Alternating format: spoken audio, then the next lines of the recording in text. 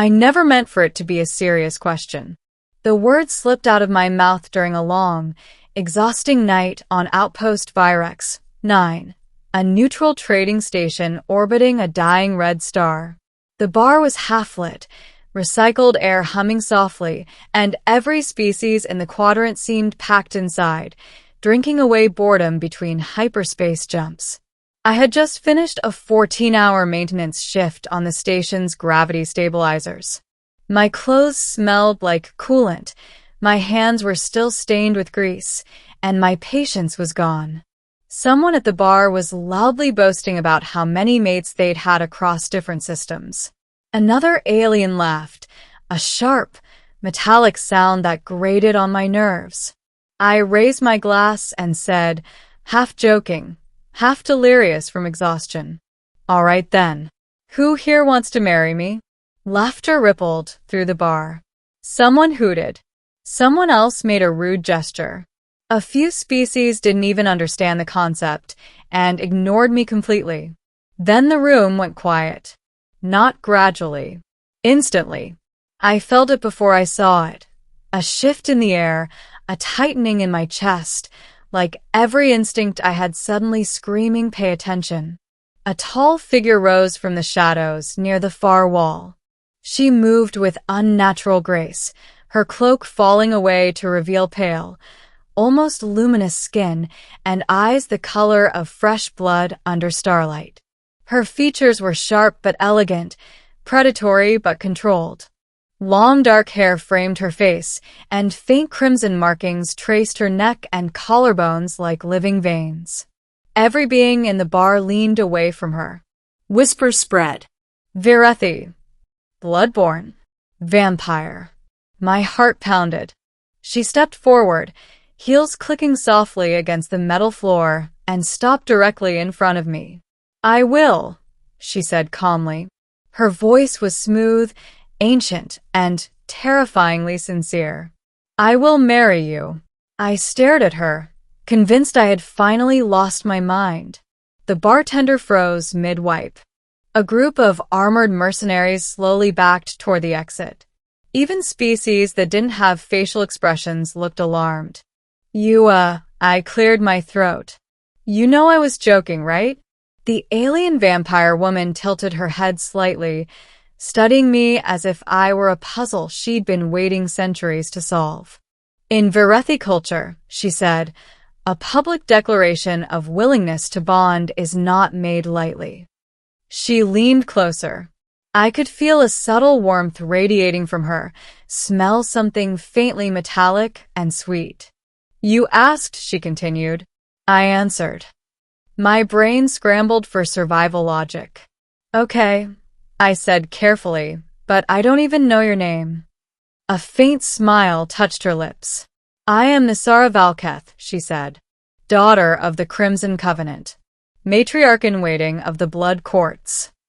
Someone choked behind me. I swallowed. "Right.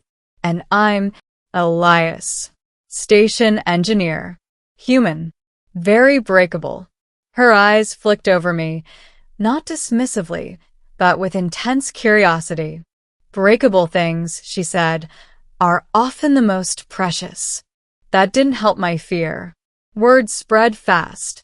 By the next morning, half the station knew that a human had somehow proposed, accidentally or otherwise, to a Virethi vampire noble. The other half assumed I'd be dead by nightfall.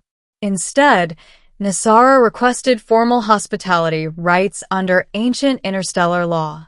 The station commander nearly fainted. "You can't just host a blood court noble," he hissed at me in private. "Do you have any idea what you've done?" "No," I said honestly, "but I'm starting to suspect it's a lot." Nisara, meanwhile, acted as though everything was perfectly normal. She followed me through corridors, asked polite questions about human customs, and declined all offers of blood with serene discipline. "I do not feed without consent," she explained calmly. "Or necessity." That was reassuring. Probably. Eventually, she told me the truth. The Varethi were feared across the galaxy not because they were monsters, but because they were ancient. They lived for millennia, bound by rigid traditions and blood oaths that shaped entire civilizations from the shadows. Nasara was next in line to lead her people, and she didn't want the throne. "Every consort offered to me," she said one evening as we stood near a viewport, "has seen only power, fear, immortality." She looked at me. "You saw a bar, a drink, and your own exhaustion." I was mostly hoping for laughter, I admitted. "That," she said softly, "is why I stepped forward." The blood courts did not approve. A delegation arrived 3 days later, tall, elegant vampire nobles with eyes like burning coals and smiles that never reached them. They examined me like an insect pinned to a board. "This human is unsuitable," one declared. "He will age," said another. "He will weaken her," a third snarled. Nasara stood unflinching. "He will choose," she replied. "And so will I." The challenge was issued. If I wished to remain by her side, I would have to undergo the Crimson Vigil, a ceremonial trial meant to test resolve, honesty, and the ability to stand before eternity without flinching. I wanted to say no, but when I looked at Nasara, really looked at her, I didn't see a predator. I saw someone who had lived too long without being chosen for who she was. "I'll do it," I said. The trial wasn't violent. That was the worst part. They showed me visions, centuries of bloodshed, alliances forged and broken, lives she would outlive. They let me feel her hunger, her restraint, her loneliness. They asked one question at the end. "When she becomes eternal, and you do not, will you resent her?" I answered honestly. "No," I said. "I'll just be grateful I mattered while I could." The chamber fell silent. Nasara's eyes shimmered. The galaxy reacted badly. News spread of a human bonded to a vampire royal. Some species panicked. Others protested. A few saw opportunity. Assassination attempts followed. Political pressure mounted. The blood courts fractured between traditionalists and reformists. Through it all, Nasara stayed with me. She never fed from me, never compelled me, never treated me as anything less than equal. On the night before the final decision, whether the bond would be recognized or dissolved, we stood alone beneath artificial starlight. "You can still walk away," she said quietly. "I would release you." I took her hand. Her skin was warm. "I asked a stupid question," I said. I didn't expect an answer. She smiled faintly. "Neither did I," she admitted. Ending. The ceremony was unlike anything I had imagined. No blood spilled. No crowns were worn.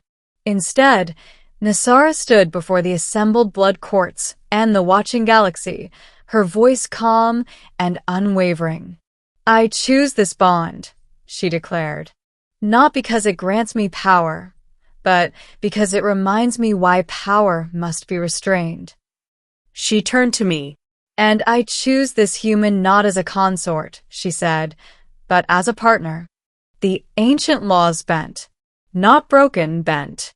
Nasara ascended as queen of the blood courts, not ruling from shadows, but openly. Trade routes stabilized.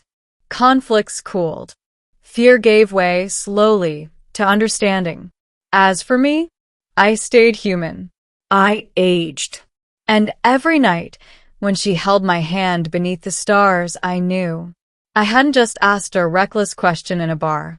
I had accidentally changed the future of an immortal species. And she never once drank my blood. Because, she said, love given freely is far sweeter.